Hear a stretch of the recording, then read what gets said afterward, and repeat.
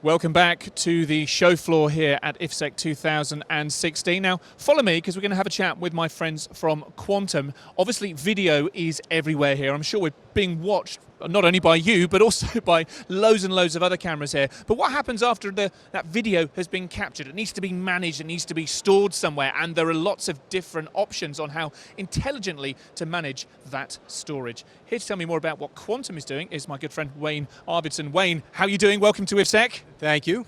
Glad to be here. Yes, I'm glad you're here too, because I need someone to tell me more about what it is that Quantum is doing here at IFSEC 2016. Okay.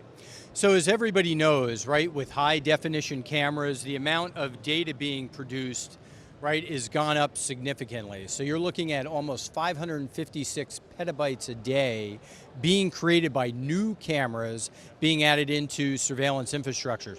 So what we provide is we provide that new foundation for managing that video data.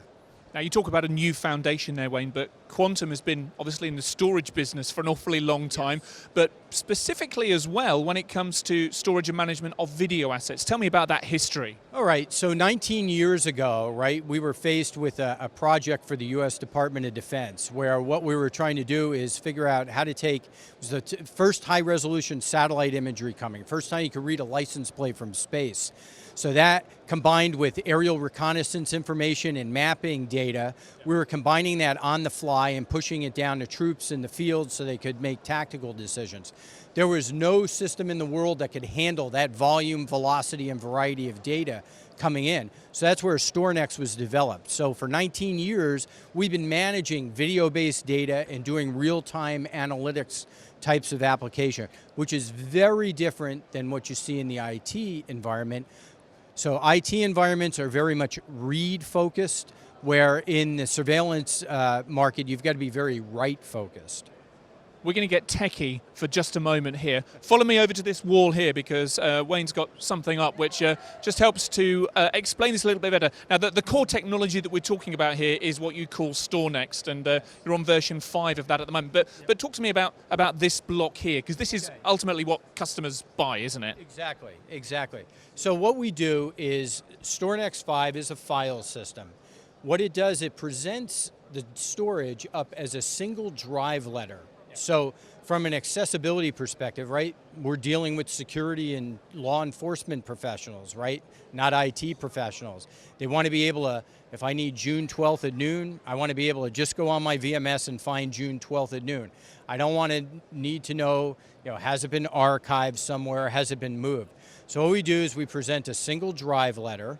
We ingest the data to high performance disk. We generally recommend people keep this sized as small as possible, right?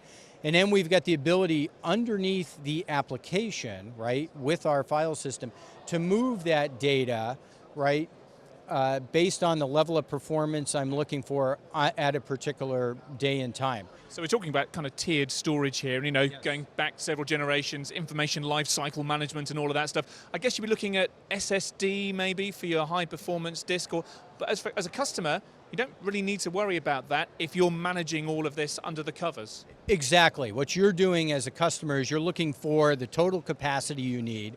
So we've got the ability to deliver that total capacity much more cost effectively because we can balance the high performance storage with higher capacity storage. So for example, if I said that this was $1 to store something, right?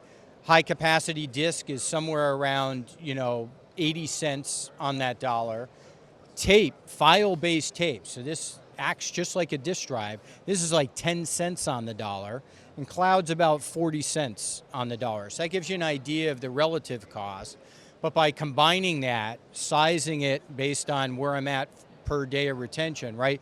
I can deliver that total capacity the customer needs much more cost effectively than either an appliance-based model, which means, especially as you get into HD, you've got to deploy more and more servers throughout my infrastructure. What about 4K as well? That's the serious amount of storage where you do need to start looking at file systems, at management solutions, specifically meant for much larger volumes of data and large files as well, because that's the thing. These file sizes are absolutely massive. They are, and you've got more sensors coming in, right? So the camera isn't just capturing video data now, it's capturing audio, thermographic information, air quality, things like that. So as I'm trying to do real-time analytics on that data, right? Because I want to move from, I don't want to find out, who injured the woman in the parking lot. I actually want to prevent it from happening, right? So in order to do that, I want to be able to ingest this data, analyze it as rapidly as possible, and push that answer back. So there's a performance element to it, there's that balancing cost element to it, right? And there's that accessibility element to it. And we deliver all three of those things with the StorNext platform and the quantum hardware.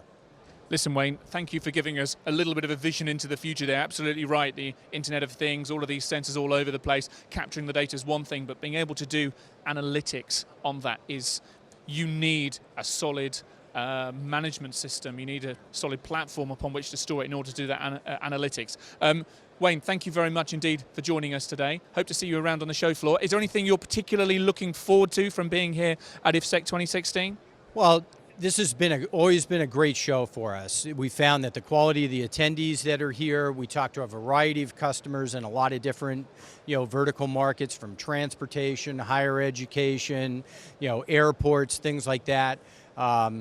It's a very, it exceeds beyond the region, right? It's not just EMEA people. We see a lot of people from Asia and the US come as well. So we're really happy to be here. We love this event.